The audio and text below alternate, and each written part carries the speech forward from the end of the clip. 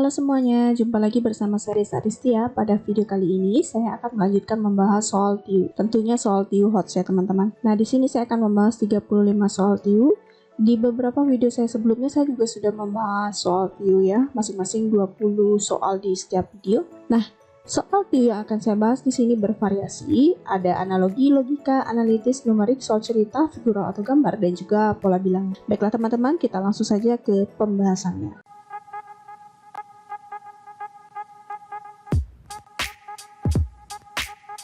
Kita mulai dari soal yang pertama. Ini soal analogi. Grafologi (2) frenologi. Nah, ini jawabannya yang tepat adalah D. Grafologi adalah ilmu tentang tulisan tangan, dan frenologi adalah ilmu semu yang berupaya mempelajari hubungan karakter seseorang dengan tengkorak manusia. Jadi jawabannya D, tulisan tangan (2) tengkorak. Kita lanjut ke soal analogi berikutnya. Abrasi (2) empasan. Apakah A. serpihan (2) potongan, atau B. rusak parah, C. reruntuhan penghancuran, D. rayuan pujaan, atau E. gempa bumi? Nah, ini jawabannya C. Abrasi disebabkan oleh empasan, analog dengan reruntuhan disebabkan oleh penghancuran. Jawabannya C. Kita lanjut, masih soal analogi. Juni (2) Maret. Yang tepat yang mana? Iya, jawabannya C. Juni 2 bulan setelah Maret, dan Minggu itu adalah 2 hari setelah Kamis. Jadi ini analog ya.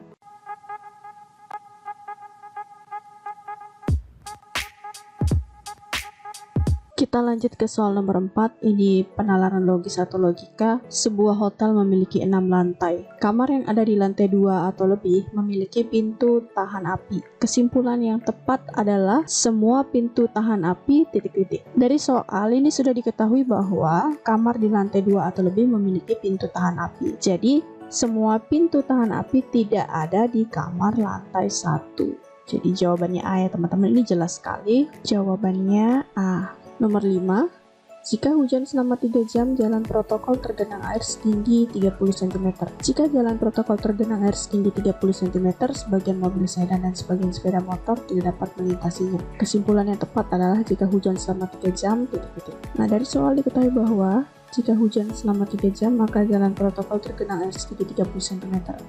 Sehingga sebagian mobil sedan dan sebagian sepeda motor tidak dapat melintasinya. Jadi, jika hujan selama 3 jam, maka sebagian mobil sedan dan sebagian sepeda motor dapat melintas di jalan protokol. Jawabannya C. Jadi sebagian sedan dan sebagian sepeda motor dapat melintas. Karena tadi sebagian mobil dan sebagian sepeda motor tidak dapat melintasinya, berarti sebagiannya lagi dapat melintas.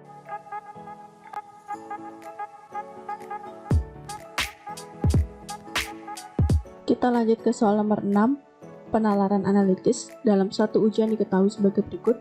D. menyelesaikan ujian sebelum C. Kalau sebelum, berarti manakah yang lebih dahulu mengerjakan? Tentu D yang duluan selesai, kemudian C gitu ya. Saya gunakan tanda seperti ini. Ini artinya D menyelesaikan ujian sebelum C, kemudian A menyelesaikan ujian sebelum D, dan C menyelesaikan ujian setelah B. Tanda ini ya. Ini sama maknanya dengan B menyelesaikan ujian sebelum C.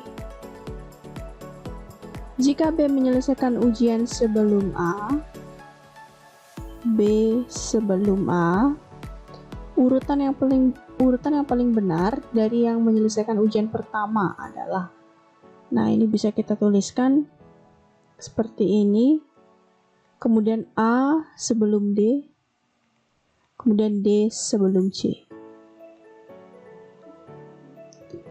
Jadi yang menyelesaikan ujian pertama adalah B, kemudian A, D, C. B, A, D, C, jawabannya A. Nomor 7, penalaran analitis. Seorang siswa menyusun rencana kursus 3 hari 5 mata pelajaran yang bisa diambil, yaitu matematika, bahasa Inggris, IPS, IPA, dan kesenian. Peraturan mengambil kursus sebagai berikut. Siswa harus mengambil 3 mata pelajaran. Nah, ini hanya ada 3 mata pelajaran. Kemudian, jika mengambil kesenian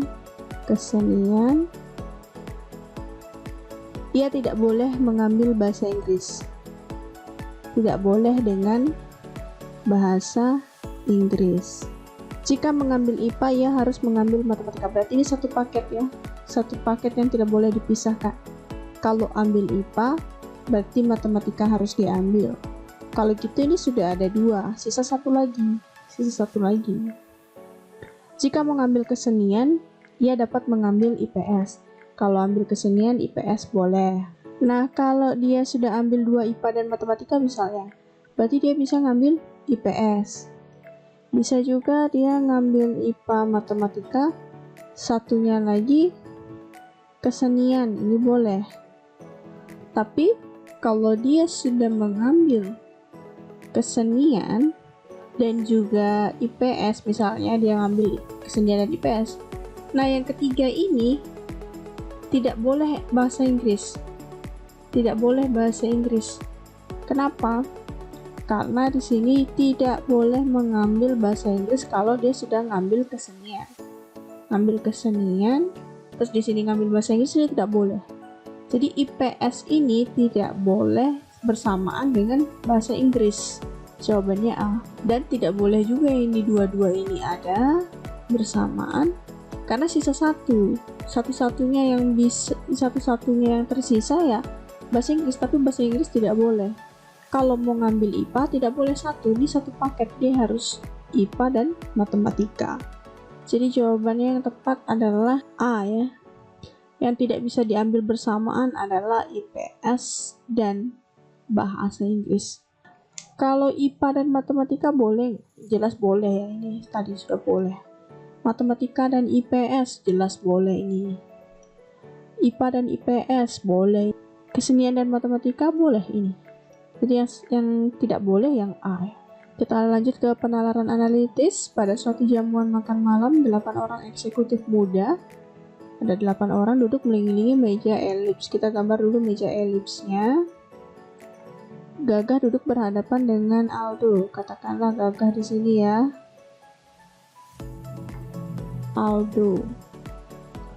Mamat duduk di antara Tio dan Lisa. Katakanlah Mamat di sini. Kemudian Tio, Lisa. Tio duduk Lulu dan Lisa duduk tepat berhadapan. Kalau di sini Lisa berarti Lulu di sini. Tio duduk 2 kursi terpisah dari Aldo. Tio, Aldo terpisah 2 kursi, benar. Bila Mamat dipisahkan oleh 2 kursi dengan Dadang, Mamat 2 kursi dengan Dadang, berarti 1, 2. Berarti Dadang di sini. Tersisa 1 orang, berarti di sini adalah Roni ya. Yang benar, Mamat dan Roni dipisahkan oleh 2 kursi. Salah. Mamat dan Aldo duduk berseberangan. Mamat, Aldo, salah. Dadang dan Tio duduk berhadapan. Nah, ini benar. Lisa duduk di sebelah Gagah. Salah. Roni duduk di dekat Tio. Salah juga. Jawabannya C ya. Kita lanjutkan ke soal analitis berikutnya. Soal nomor 9. Soal ini sebenarnya sudah saya bahas di video saya sebelumnya, namun tidak apa-apa akan saya bahas lagi di sini. Ada 4 orang yang bernama Gunawan, Hendri, Radit, dan Joko. Umur keempat orang itu tidak berurutan. Nah, artinya kita belum tahu siapa yang berumur 18 tahun, 19, 21, dan 22 tahun. Itu kita belum tahu. Keempat orang itu duduk mengelilingi meja persegi dengan setiap orang pada setiap sisi meja diketahui sebagai berikut. Nah, kita bisa gambarkan terlebih dahulu meja ya, meja persegi katakanlah seperti ini ya, katakanlah. Nah, nanti kita akan tetapkan ini utara, timur, selatan, barat gitu. Kita tetapkan di utara itu misalnya yang paling tua atau yang paling muda. Nah, di sini saya akan menetapkan di utara itu yang paling muda. Yang paling muda adalah yang berusia 18 tahun. Kemudian diketahui di sini Gunawan duduk berhadapan dengan orang paling muda. Berarti karena di sini yang paling muda, berarti di sini Gunawan. Gunawan berhadapan dengan orang yang paling muda. Kemudian di sini Henry duduk berhadapan dengan orang paling tua. Kita skip dulu ya, karena kita belum tahu posisi orang yang paling tua itu di sebelah mana. Posisi duduk Radit terletak di sebelah kanan orang yang paling muda. Nah, ini orang yang paling muda. sebelah kanannya itu bukan yang ini ya, tapi yang sebelah sini. Nah, disinilah Radit. Dan terletak di sebelah kiri orang yang berumur 19 tahun. Kalau Radit di sini, maka inilah orang yang nanti kita katakan sebelah kirinya orang yang berumur 19 tahun itu si Radit ini gitu ya maksudnya. Jadi Gunawan itu 19. Kalau gitu, tersisa di sini pastilah si Henry. Kenapa? Karena Henry itu harus duduk dengan orang yang paling tua, 22, berarti Henry 21. Tidak mungkin Henry di sini ya. Karena 19 tahun itu bukan yang paling tua. Pasti yang di sini adalah Joko. Nah, seperti itu. Kita lihat Henry jelas B ya, berumur 21 tahun dan duduk terletak di sebelah kanan Gunawan. Ini Gunawan, sebelah kanannya adalah Henry. Jawabannya B. Kita lanjut ke nomor 10. Dalam lapangan parkir tersedia 6 tempat parkir berderetan diberi nomor 1-6. Kita bisa buat seperti ini. Kemudian ada 5 buah mobil yang warnanya berbeda satu sama lain, yaitu biru, hijau, merah, putih, dan hitam. Akan diparkir di tempat parkir tersebut. Dengan ketentuan yang pertama, mobil merah harus diparkir di 3. Berarti di posisi 3 ini adalah merah. Mobil biru harus diparkir di samping tempat mobil hitam. Berarti biru itu di samping kirinya hitam, atau biru itu di samping kanannya hitam. Yang jelas dia di sampingnya hitam. Ini harus ya. Mobil hijau tidak boleh diparkir di samping tempat mobil putih diparkir. Berarti jika mobil putih diparkir di 6, nah putihnya di sini nih. Ada berapa kemungkinan pengaturan parkir yang sesuai? Mobil hijau tadi tidak boleh diparkir di samping tempat mobil putih. Berarti hijau tidak boleh di sini ya.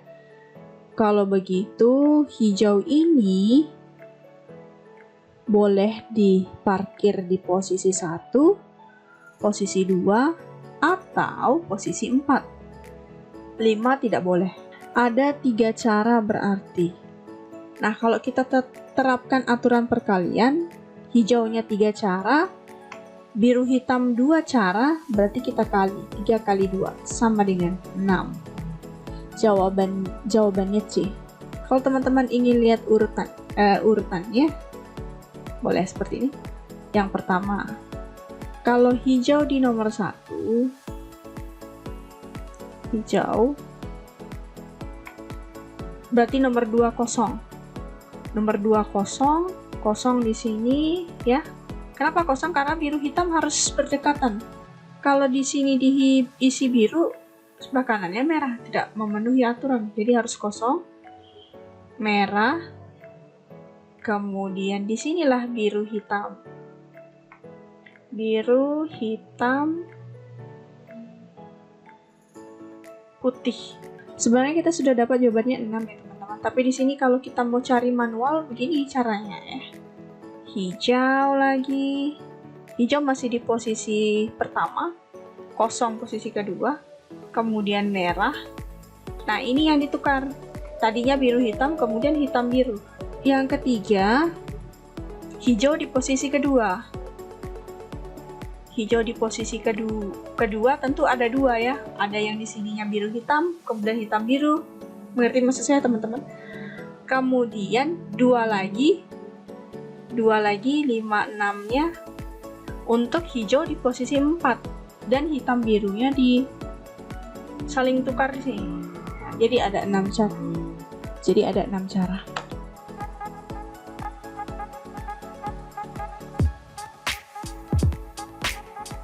Kita lanjut ke soal berikutnya tentang numerik atau perhitungan sederhana, soal nomor 11. Nah, untuk menyelesaikan ini kita kuadratkan dulu masing-masing. Jadi 1 ditambah 4 ditambah 9, kemudian 16, 25, tentu 36, 49, 64, dan terakhir 81. Teman-teman bisa langsung menjumlahkan ini ya, 1 tambah 4 tambah 9 tambah 16 dan seterusnya sampai dengan ditambah 81. Boleh juga ini kita pasangkan ya, kalau ujung 1 kita cari yang ujungnya 9. 81 tambah 9, 90. Kemudian 64 supaya 0 angka terakhirnya 0 ya. Jadi 4 supaya angka terakhirnya 0 tentu ditambah dengan yang ujungnya 6. 16 tambah 64 ini 80. Kita cari lagi 49 supaya ujungnya 0 ditambah 1. 50. Kemudian 36 ditambah 4. Ini ujungnya 0 ya, 40. Terakhir ditambah 25. 5.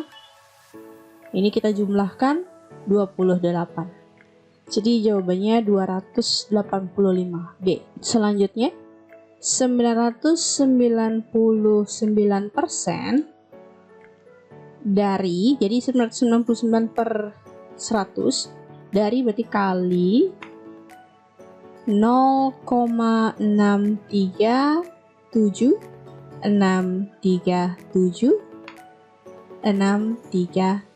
Kalau kita perhatikan ini 3 digitnya berulang ya, 637, 637, 637 dan seterusnya.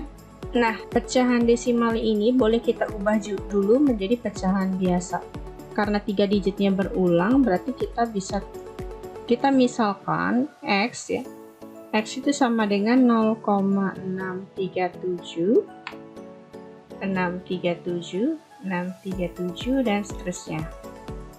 Kalau kita kali 1000, karena ada 3 digit berulang, kita kali 1000, 1000x sama dengan 637,637, 637 dan seterusnya. Nanti ini kita kurang ya, kita kurang ke sini ya, dikurang 1000x dikurang x itu 999x.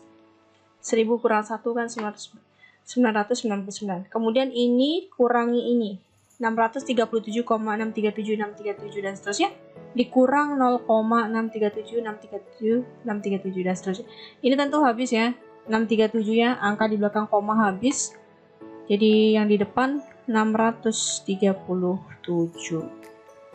X sama dengan 637 per 999. Jadi ini bisa kita tulis menjadi 999 dibagi 100 dikali, nah ini 637 per 999. Ini habis 999 ya. 637 dibagi 100, 6,37. Jawabannya E. Kalau teman-teman mau dengan cara manual, ya teman-teman kali aja. 999 dibagi 100 berarti 9,99 kali 0,637, 637, 637 dan seterusnya. Nanti akan ketemu hasilnya adalah 6,37. Terserah teman-teman mau pakai cara yang mana. Kalau menurut saya cara yang ini lebih praktis. Jadi kita ubah dulu desimal ini menjadi pecahan biasa seperti ini. Nanti ini akan habis 999-nya. Jadi kita tidak perlu mengalihkan, kita hanya membagi aja. Nah ini hasilnya dalam pecahan campuran. Nah untuk operasi hitung campuran, kita harus mulai dari pembagian. Kita ubah dulu ke dalam pecahan biasa, 3 kali 3 9 tambah 110 per 3. Bagi artinya kali, ini balik 11 per 10. 10 nya habis, jadi 11 per 3. Kemudian lanjut dibagi dengan sepertiga. 11 per 3 dibagi sepertiga berarti kali 3 per 1. 3 nya habis, tersisa 11. 11 ditambah dengan 5 per 4, ini sama dengan 11 ditambah 5 dibagi 4 dijadikan pecahan campuran berarti 1 per 4. 11 ditambah 1, 12 1 per 4. Jawabannya A.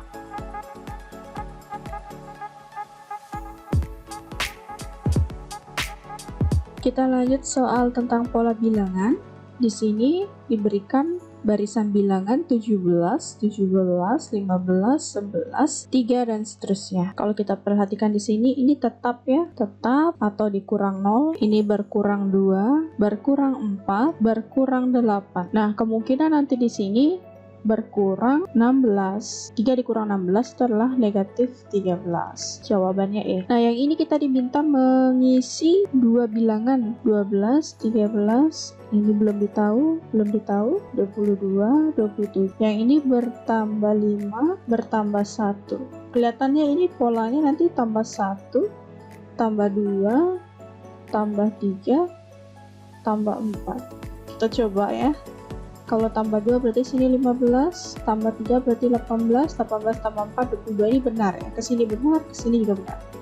Jadi jawabannya 15 dan 18. B. Nomor 16, 5, 6, 7, 8, 10, 11, 14. Kita diminta melanjutkan 2. 5 ke 7 ini sepertinya bertambah 2, tambah 3, tambah 4. Yang ini tambah 2, tambah 3, berarti ke sini tambah 4. 11 tambah 4, 15. Ini tentu tambah 5 ya. 19, 15, 19. Jawabannya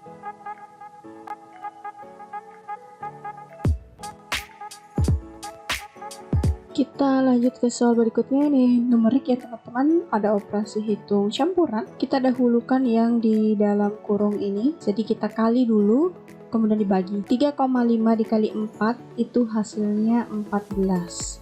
14 dibagi 7 itu sama dengan 2. Kemudian 25%, 25% itu sama dengan 25 per 100.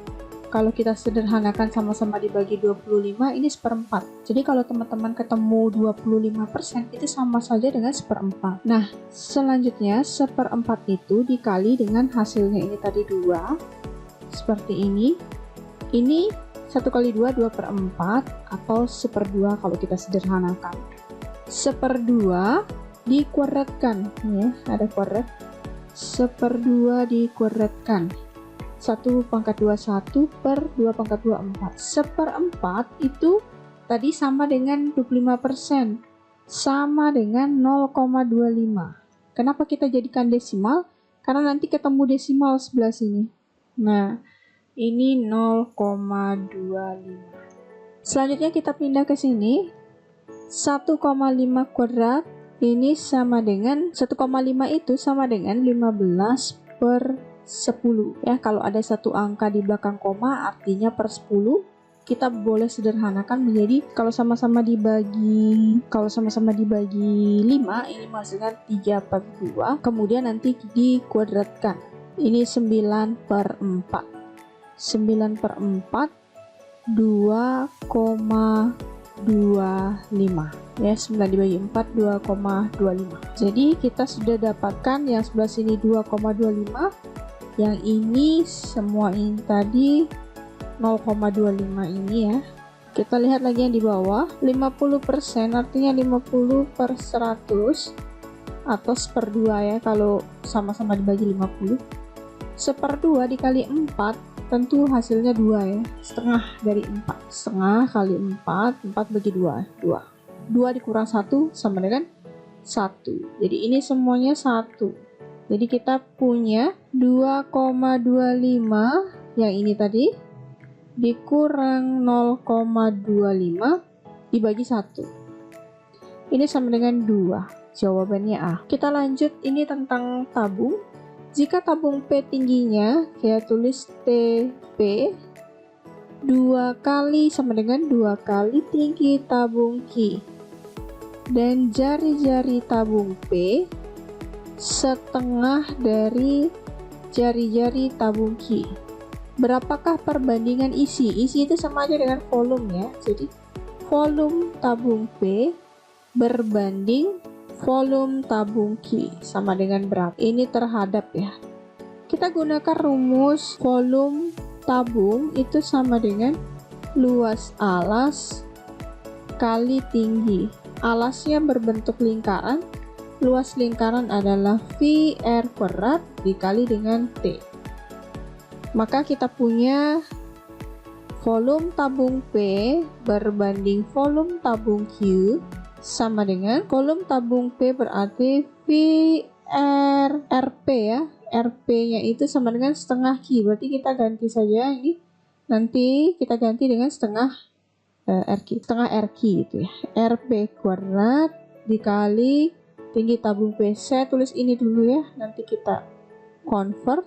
Nah, untuk volume tabung Q, V RQ kuadrat dikali tinggi tabung Q sama dengan P kali, nah jari-jari tabung P itu sama dengan setengah jari-jari Q, berarti setengah RQ pangkat 2 dikali dengan tinggi tabung P 2 kali tinggi tabung Q, 2 tinggi tabung Q per P RQ kuadrat dikali TQ. P habis, TQ habis.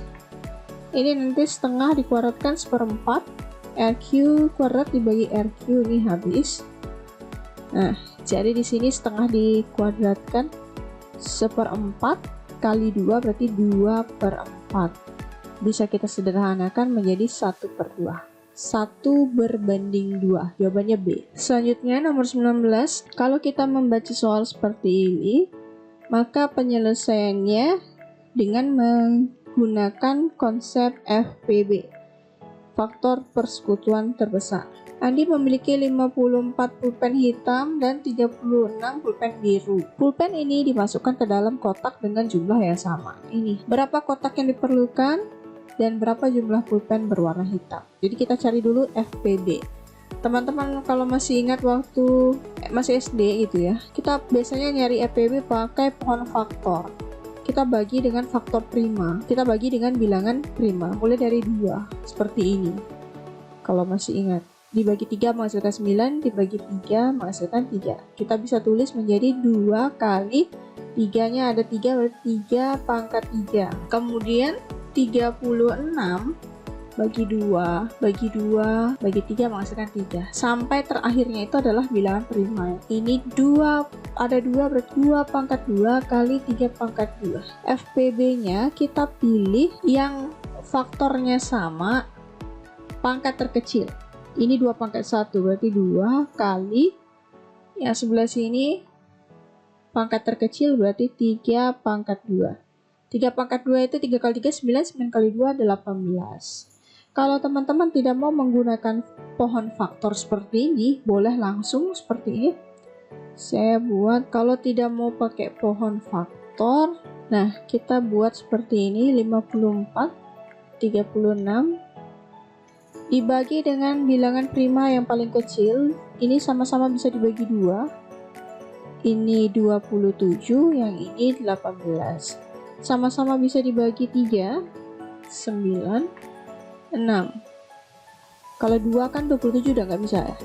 Sama-sama bisa dibagi 3, ini menghasilkan 3, 6 dibagi 3 menghasilkan 2. Kita berhenti ketika di sini ini adalah bilangan prima. FPB-nya kita kalikan yang ini. 2 kali 3 kali 3 sama dengan 18, sama jawabannya. Kemudian karena yang ditanyakan berapa kotak yang diperlukan, jawabannya tentu 18. Kalau kita cek di option ada 2 di sini, C atau E. Nah, yang membedakan ini kita cek untuk berapa jumlah pulpen berwarna hitam. Nah, hitam tadi kan ada 54. 54 kita bagi dengan 18. Ini sama dengan 3. Jadi ada 18 kotak dan 3 pulpen hitam. Jawabannya C. Kita lanjut ke soal berikutnya. Soal nomor 20. Sandra mengendarai mobil dari kota A ke kota B. Dari kota A ke kota B, rute perjalanannya sebagai berikut. Jadi si Sandra ini berangkat dari kota A menuju timur sejauh 20 km. Berarti ke sini 20. Kemudian belok ke utara sejauh 20 km, kemudian belok lagi ke timur sejauh 10 km, kemudian belok lagi ke utara sejauh 10 km, terakhir ia belok ke timur sejauh 10 km sampai di kota B.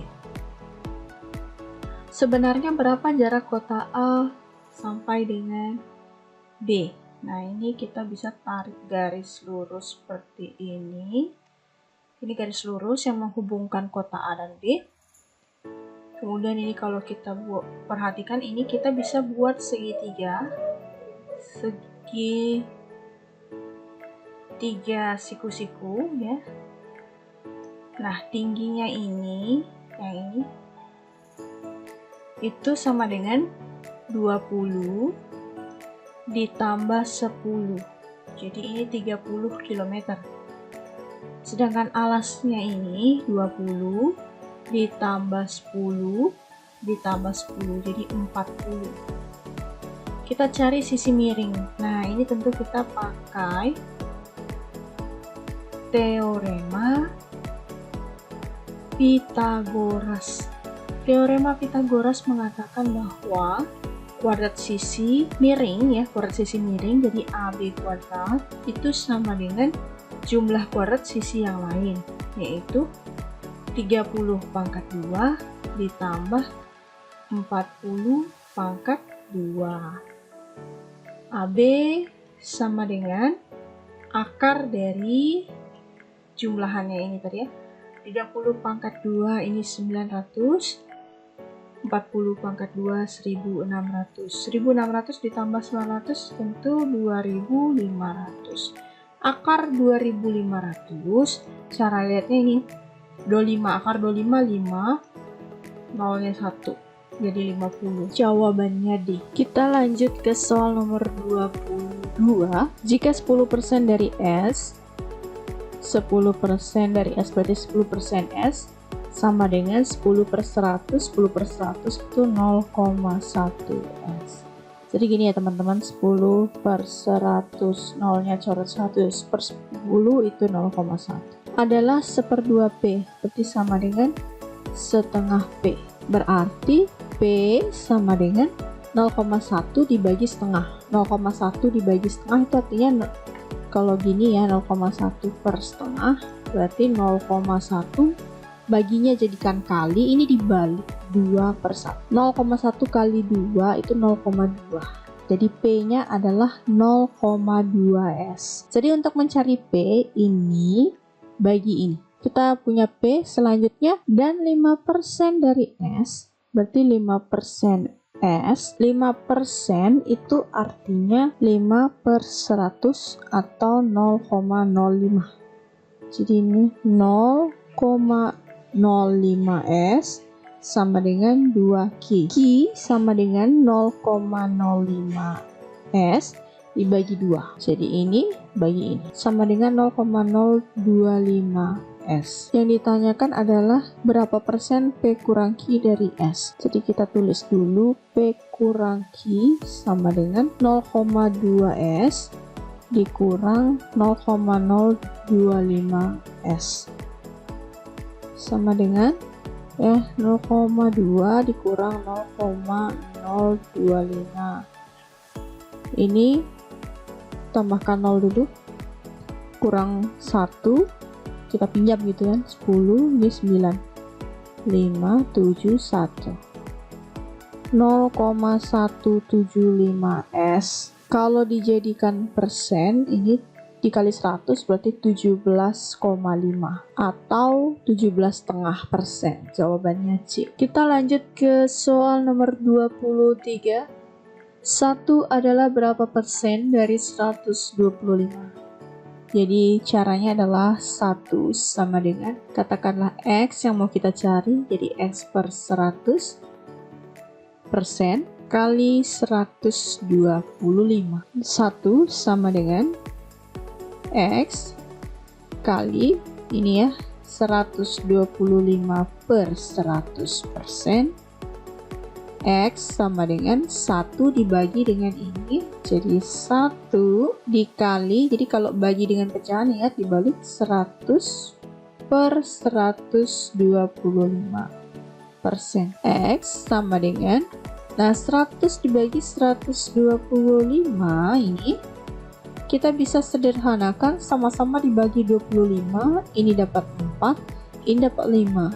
4 dibagi 5 itu 0,8. Jadi 0,8%. Jawabannya B. Kita lanjut ke soal nomor 24. Diketahui dosis pemberian satu obat sebanding dengan berat badan pasien. Nah, kalau ada kata sebanding di sini, berarti ini perbandingan senilai ya teman-teman. Kemudian jika dosis untuk pasien dengan berat badan 45 kg, 45 dia 12 mg obat. Maka dosis yang diberikan kepada pasien berat badan 30 kg adalah. Nah, kalau sebanding kita katakan ini X, ya ini tinggal kita buat seperti ini. Kemudian kita kali silang. 45X sama dengan 30 kali 12. Kalau saya, supaya kita cepat, ini langsung saja ya. Langsung saja kita cari X. Ini kalikan 30 kali 12 bagi 45. Boleh seperti ini. Ini sama-sama bisa dibagi 15. Ini dapat 2, ini dapat 3. 12 dibagi 3 menghasilkan 4, 2 kali 4, 8. Jawabannya B, 8 mg. Kita lanjut ke soal berikutnya. Ini tentang perbandingan juga. Perbandingan dua bilangan adalah 5/2. Selisih kedua bilangan tersebut adalah 15. Kedua bilangan tersebut adalah, kita misalkan dulu dua bilangan itu adalah A dan B. Kita cari dulu A. Misalnya ini A banding B itu sama dengan 5/2 ya. Jadi A5, B2. Untuk mencari A, kita gunakan 5 ini. 5 per, karena ini tadi kan A ya. Karena selisihnya yang diketahui, perbandingannya ini kita kurang. 5 dikurang 2, 3. Dikali 15. 15 dibagi 3, 5. 5 kali 5, 25. Nah, ini sebenarnya sudah ketemu ya, jawabannya B, karena yang lainnya nggak ada 25. Kalau kita mau lanjutkan B itu 2, berarti B sama dengan 2 per 3 kali 15. 15 bagi 3, 5. 5 kali 2, 10. Jadi benar ya, 25 dan 10. Kita lanjut ke soal berikutnya. Armin membeli 20 kg beras jenis A seharga Rp6.000 dan 30 kg beras jenis B dengan harga Rp4.000. Kedua jenis beras kemudian dicampur. Nah, kalau dicampur berarti totalnya jadinya 50 kg ya. Agar Armin mendapat keuntungan 5%, maka beras tersebut dijual seharga. Baik, nah, untuk menghitung harga jual, tentu harga jual itu harus untungnya ya, harga jual sama dengan besarnya untung tentu 5% dikali harga beli ditambah dengan harga beli. Kita cari dulu harga beli karena belum diketahui. Nah, untuk menghitung harga beli kita kalikan dulu ini beras jenis A 20 kilo dikali 6.000. 2 kali 6 12, nolnya ada 4. 120.000. Kemudian beras jenis B ini 30.000 dikali 4.000. 3 kali 4 12, nolnya ada 4. Ini kita tambah 240.000. Jadi total harga belinya 240.000. Berarti harga jual sama dengan 5%, 5/100 dikali harga beli 240.000 ditambah dengan harga beli 240.000. Coret nolnya 2, kemudian 24 kali 5. 24 kali 5 120, masih ada nolnya 2. 12.000 ditambah 240.000. Nah, sama dengan 252.000. Nah, karena totalnya tadi kalau dicampur dia 50 kg, berarti harga jual per kilogram. Jadi ini sebenarnya yang ditanyakan per kilogram ya. Maka beras tersebut dijual seharga titik-titik rupiah per kilogramnya. Nah, kita bagi 50 ya. Jadi 252.000 kita bagi 50. Ini kita peroleh Rp5.040 per kilogram. Jawabannya B. Kita lanjut ke soal berikutnya, soal nomor 27. Murid TKA berpiknik dengan bus. Jumlah siswa perempuan, saya misalkan jumlah siswa perempuan ini sebagai P. Jumlah siswa perempuan sama dengan 2 kali lebih banyak dari siswa laki-laki. Jumlah siswa laki-laki saya misalkan L, jadi P sama dengan 2L. Biaya per siswa 9.000 dan jumlah yang terkumpul 270.000. Berapakah jumlah siswa laki-laki yang ikut dalam rekreasi tersebut? Jadi yang ditanyakan L. Nah, cara pertama, kita cari dulu banyaknya siswa. Banyak siswa di sini laki-laki dan perempuan ya. Uang yang terkumpul dibagi dengan biaya per siswa. 27 dibagi 9 dapat 3 ya. Jadi banyaknya siswa 30. Banyaknya siswa perempuan ditambah dengan banyaknya siswa laki-laki itu sama dengan 30 siswa.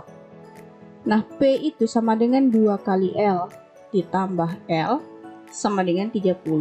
2L tambah L berarti 3L sama dengan 30. L sama dengan 30 dibagi 3, 10. Jadi banyaknya siswa laki-laki ada 10. Cara yang lain, jadi langsung biayanya tadi 9.000 per siswa, 9.000 P ditambah 9.000 L sama dengan 270.000. Nah, P-nya ini kita ganti dengan 2L. Jadi 9.000 dikali 2, 18.000 L ditambah 9.000 L. 18.000 ditambah 9.000 itu 27.000. Jadi 27.000 L sama dengan 270.000. L sama dengan 270.000 dibagi 27.000 sama dengan 10. Jawabannya C ya. Kita lanjut ke soal berikutnya. Seorang pengecat telah mengecat sepertiga tembok berbentuk persegi panjang yang tingginya 10 meter. Jadi ini temboknya berbentuk persegi panjang, katakanlah seperti ini. Nah, tingginya ini 10 meter. Apabila ia selesai mengecat bagian tembok lain seluas 75 meter persegi, maka ia akan menyelesaikan 3/4 dari pekerjaannya. Katakanlah seluruh pekerjaan itu kita misalkan sebagai X ya. Artinya seluruh pengecatan tembok ini kita katakan sebagai X. Di sini diketahui dia sudah mengecat 3/4. Jadi 3/4 dari keseluruhan 3/4 kali X itu sama dengan 75 meter persegi. Nah, kita cari dulu keseluruhan, berarti X sama dengan 75 dibagi 3/4 atau dijadikan kali gitu ya. 75 dibagi 3/4 artinya 75 kali balik 4/3.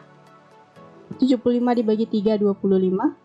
25 kali 4 100. Jadi seluruh pengerjaan ini adalah seluas 100 meter persegi. Pertanyaannya, berapakah panjang tembok tersebut? Yang mau dicari panjang. Kita gunakan rumus luas persegi yaitu panjang kali lebar. Jadi atau panjang kali tinggi dalam hal ini. Jadi panjangnya sama dengan 100 dibagi 10 ini. Kita peroleh 10 meter ya, jawabannya A. Kita lanjut. Nilai matematika suatu perguruan tinggi adalah bilangan bulat. Bilangan bulat ya di sini bukan desimal. Sudah jelas dinyatakan dalam bilangan bulat. Dari 4 orang yang lulus mata pelajaran matematika, 2 orang memiliki nilai yang sama. Namun tidak merupakan nilai tertinggi. Jadi 2 nilai yang sama itu bukan nilai yang tertinggi. Katakanlah nilai yang sama itu sebagai A ya. Jadi ada 2A seperti ini. Jika rata-rata nilai adalah rata-ratanya 70 dan nilai tertingginya 80, berarti sini 80. Kemudian ada 2 yang mendapatkan nilai katakanlah A, tapi ini bukan nilai terendah ya. Ada 1 nilai terendah katakanlah B, tidak mungkin sama dengan 2 ini ya, karena hanya ada 2 yang nilainya sama di sini. 2 orang. Kalau di sini sama lagi nanti jadi 3. Katakanlah B ya. Nilai terendah yang mungkin dari mereka berempat. Jadi B yang ditanyakan. Nah, karena di sini nilainya dalam bilangan bulat, kita gunakan A ini yang paling dekat dengan 80. Yang paling dekat dengan 80 kemungkinannya adalah 79. Rata-ratanya 70, berarti 70 sama dengan 80 tambah 79 per 4. 70 dikali 4, 280. sama dengan 238 ditambah B. Jadi B sama dengan 280 dikurang 238 sama dengan 42. Jawabannya B. Kita lanjut ke soal berikutnya tentang figural, soal gambar ya. Ini nomor 30. Nah, untuk soal seperti ini kita mencari satu yang berbeda dari yang lainnya. Kalau kita perhatikan di sini A, B, D, E ini polanya sama, yaitu kalau dirotasi atau diputar searah jarum jam. Ini kalau diputar. Nah, sedangkan C ini beda sendiri nih. Ini kayaknya berlawanan arah jarum jam. Ini beda sendirilah si C ya. Yang lainnya itu semua kalau diputar searah jarum jam. Kita lanjut nomor 31. Ini juga sama, mencari yang berbeda dari yang lain. Kalau kita perhatikan tanda plusnya untuk yang A ini 10 ya, genap. Ini genap juga. Ini genap. Ini genap. Hanya B yang tanda plusnya berjumlah ganjil, beda sendiri. Untuk yang nomor 32 ini, kita diminta melengkapi bagian tanda tanya ini. Kalau kita perhatikan di sini, gambar 2 dan 3 kalau kita gabungkan akan menghasilkan yang sebelah sini. Begitu juga yang ini kalau digabungkan maka akan membentuk gambar yang ini. Kalau gitu, ini harus digabungkan dengan satu gambar lagi supaya jadinya yang ini. Ini kotaknya di sebelah kanan ya. Berarti kita butuh kanan atas. Nah, yang tepat adalah D. Kalau kita gabungkan D ini dengan yang ini, akan membentuk gambar yang pertama. Nomor 33. Kalau kita lihat di sini, hitam putih menjadi hitam penuh. Putih hitam kemungkinannya di sini nanti dua-duanya putih. Arah panahnya, lihat ini semuanya panahnya keluar, tidak ada yang panah ke dalam seperti ini. Jadi jawabannya E. Saya ulang ya, kalau hitam putih dia akan menjadi hitamnya tetap, yang kiri ini tetap, yang kanannya itu putihnya jadi hitam.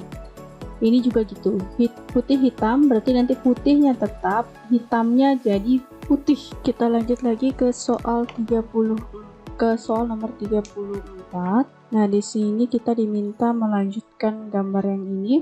Kita perhatikan ini panah berwarna hitam. Ini diputar 45 derajat ke kiri atau berlawanan arah jarum jam. Ini jadinya ini. Kemudian nanti diputar lagi 45 derajat ke kiri, maka akan ke bawah ya panahnya. Yang hitam panah ke bawah, ada A atau B di sini. Kemudian yang putih ini searah jarum jam diputar 45 derajat. Jadinya ini, nanti dari sini diputar lagi 45 derajat searah jarum jam. Maka nanti jadinya arahnya ke sini. Bukan yang ini ya, ini salah. Yang benar itu yang D. Jadi teman-teman kita perhatikan dua gambar ini. Karena ini selang-seling ya. Ini, kemudian nanti ini lagi. Polanya selang-seling. Jadi yang hitam diputar berlawanan arah jarum jam 45 derajat, jadinya ini nanti putar lagi 45 derajat, dia panahnya ke bawah ini. Kemudian yang putih ini searah jarum jam ke bawah, kemudian ini searah jarum jam, jadinya ini. Jawabannya D. Untuk nomor 35, nomor terakhir, ini jaring-jaring kubus. Kita perhatikan sisi yang ada segitiganya ini akan berhadapan dengan yang ini. Kemudian ini kita asumsikan sebagai sisi yang di depan ya, misalnya. Kalau ini di depan, yang di depan ini D, sebelah kanannya itu yang tanda ini ya, plus ini, kemudian atasnya yang ini. Jadi jawabannya D. Kalau yang A ini keliru, karena harusnya tanda plus ini berhadapan dengan segitiga, sedangkan ini dia di sampingnya, ini salah. Ya, yang paling sesuai yang D ya teman. Baiklah teman-teman, sampai di sini dulu video saya kali ini. Semoga bermanfaat. Jangan lupa like, komen, subscribe bagi yang belum. Nyalakan lonceng notifikasinya. Sampai ketemu di video berikutnya. Kalau kalian mau request materi, silahkan tuliskan di kolom komentar. Begitu pula jika ada pertanyaan, tuliskan di kolom komentar. Sampai ketemu di video saya berikutnya. Bye-bye.